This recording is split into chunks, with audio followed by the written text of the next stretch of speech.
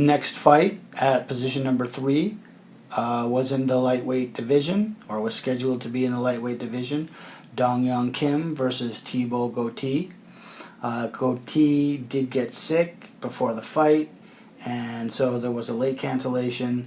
So I had bet 18 units to win 21.60 units on Thibault Gouti, the underdog. However, the fight was canceled late, so this fight for me was a wash. Next up at position number 2, we have a fight in the featherweight division. Alexander the Great Volkanovski versus Mizuto Hirota. Volkanovski was the favorite at minus 275, and the comeback on Hirota plus 225. I did bet 18 units on the favorite Volkanovski to win 6.55 units. Volkanovski did win, so I profited 6.55 units on this fight. Volkanovski is a dynamo fighter. He has the striking, he has the wrestling, and he looked very impressive in his fight in his previous fight in the UFC. And you know, looks like a solid prospect, maybe possibly a top 10 fighter at featherweight.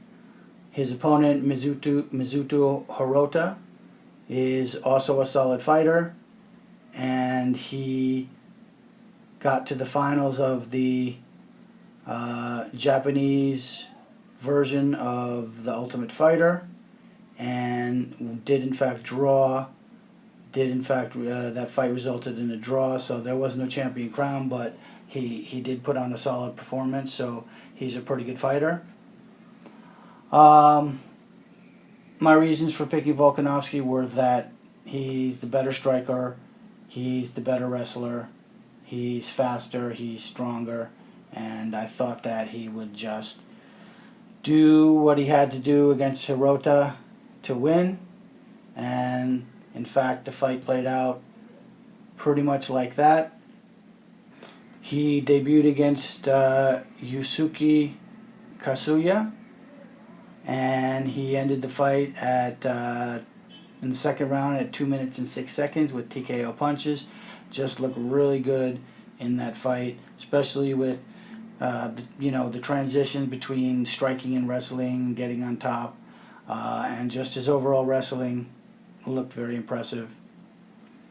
So I did pick him to win, and he did win a unanimous decision against Hirota, displaying his skills, and he had a couple of tough times in that fight, but he came through them and definitely won a clear, if not dominant, decision over Mizuto Hirota.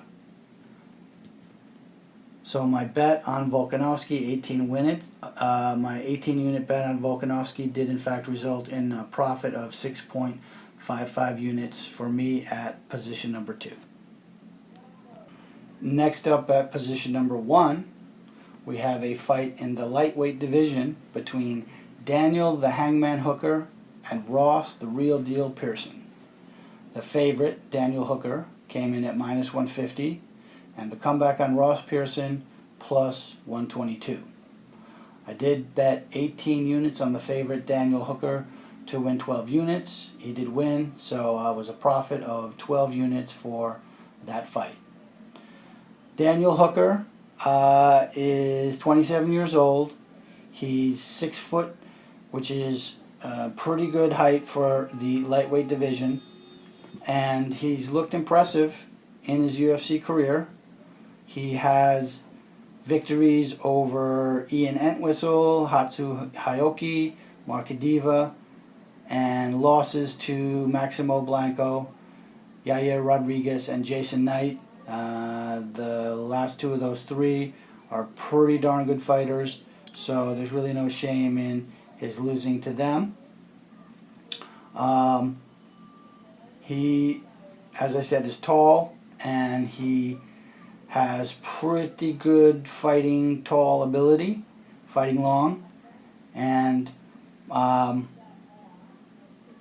being young, definitely has shown improvements in his fight, and I expected that he would continue to show improvements. He was at home. He had the home field advantage, and he's pretty impressive. His opponent, Ross the Real Deal Pearson, is a longtime veteran of the UFC. He debuted on Ultimate Fighter number 9, and he did in fact win the Ultimate Fighter 9 with a victory over Andre Winner back in June of 2009. So he has approximately 22 fights in the UFC. He's got some pretty impressive victories. He beat Chad Laprise, he beat Paul Felder, he beat Sam Stout, and he beat Ryan Couture and George Soteropoulos, and he beat Spencer Fisher. However, in his last 3 fights leading up to this one, he did lose. In fact, he lost 4 out of his last 5, with the victory over Chad Laprise being his lone win. And he is only 32 years old, but he's been fighting for a long time, and I think the age and the wear is starting to catch up with him. He doesn't really have the crispness that he used to have in his boxing game. He's a very sort of it was said on the broadcast, and it is true, he does remind one of Mike Tyson. He's got a stance where he's basically just moves from side to side a lot and then boxes. He wants to be in the pocket, he wants to be close. He's short, so he doesn't have a lot of reach, so he depends on his opponent being within his reach, and does that little side to side peekaboo head movement as he moves forward to try to strike his opponent. My reason for picking Dan Hooker in this fight were that he was younger, he's much taller, with a much longer effective reach.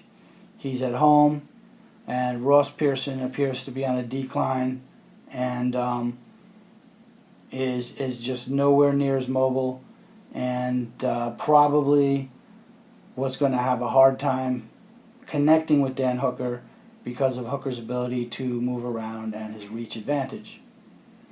As the fight played out, Hooker did a good job of sticking and moving and staying out of the way of the punches of Ross Pearson. He did get clocked a couple of times when Ross Pearson came in with the Tyson side to side and hit him with the overhand right, showing a little bit of the tall man defense for Dan Hooker, where he is susceptible to that right hand, the overhand right. But Pearson's side-to-side movement was his undoing, and in the second round he moved right, moved left, and then threw a punch, and then started to move to the left again, and Dan Hooker just timed a beautiful knee and just knocked Ross Pearson out.